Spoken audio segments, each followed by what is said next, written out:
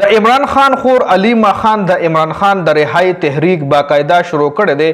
پرون په سوات علاقه کې علیما خان یو ډیر غټ سټریټ موومېنټ کړی دی چې ډیر ګڼ شمېر کې علیما خان ته خلک راجمع شوي وو.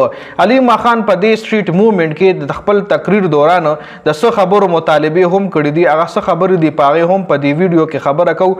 علیما خان د نیا پاکستان نه پس نیا نظام نارې هم لګولې دي. علیما خان د نیا نظام نارې لګولې دي. علیما خان په سوات کې سټریټ موومېنټ دوران یو څو مطالبې هم کړي دي چې هغه کومې مطالبې دي نو په هغې راځئ ډیټیل سره خبره کوو. لومړنۍ مطالبه خو علیما خان دا کړې ده چې علیما خان ویلي دي چې بس دی تاسو د اوس هغه خلک هم راوباسئ د پی ټي آی لیډرشپ ته هغه خلک هم راوځي کوم چې روپوز شوي دي، یعنی کوم چې پټ دي، کوم لیډرشپ د ګرفتارۍ په وجه د ګرفتارۍ د یارې نه پټ شوی دی نو هغه لیډرشپ ته اوس راوځي چې سپیشل د علیما خان پکې د مراد سید نوم هم باقاعده اغشتل دی چې مراد سید دی هم روزي او د خپل علاقې خلک دی هغه لیډ کی او په دې تحریک کې دی شرکت کی د عمران خان د رهایی تحریک چې کم دی. بل علیما خان دا مطالبه هم کړی دا. علیما خان ټول عوام ته ویلي دي چې د جلسو ضرورت نشته بلکې د تحریک ضرورت دی.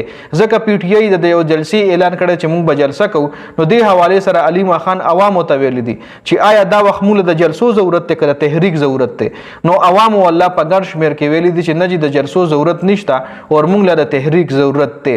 بل علیما خان ویلي دي چې 5 اگست نه پس په پته لګي ځکه چې اوس فی الحال لا چوټیانې دي ججانو چوټیانې دي نو د چوټیانو نه پس په دا تحریک باقاعده مونږ شروع کوو. اور دې نه علاوه پاکستان چې کوم حکومت ته اسټابلیشمنټ ته هم راتلونکي وخت کې مزید مشکلات سیوا کېدی شي. ځکه تاسو له معلومه ده مولانا فضل الرحمن صاحب پرون د وکلا په کنونشن کې په اسلام آباد کې بیا د اسټابلیشمنټ خلاف بیانبازي کړې ده. اسټابلیشمنٹ اور حکومت ته کرارا بیانونه جاری کړي دي، کرارا خبرې ورته کړي دي چې د هغې نه پس د دې حکومت د ایسارېدو چې کوم ټایم دی هغه کم ښکاري. ځکه عوام چې کوم دی هغه هم را یونایټډ شوي دي او که چېرې اوس مولانا لږ نور مزمت شو کو مزاحمت شو کو نو او بل پی ټي آی سره یوځای شو نو بیا د پی ټي آی او د مولانا جماعت کې دومره دغه شته چې دی د حکومت راغورځولی شي. مولانا فضل الرحمن صاحب پته نه لګي چې څه وجه ده چې هغه داسې کراره بیانات د حکومت خلاف د اسټابلیشمنټ خلاف جاری کوي. ډېر ماهرین دا خبره هم کوي چې کېدای شي مولانا په دې خبره خفه شوي وي چې مولانا سره کمې وعدې شوي وي هغه نه دي پوره شوي.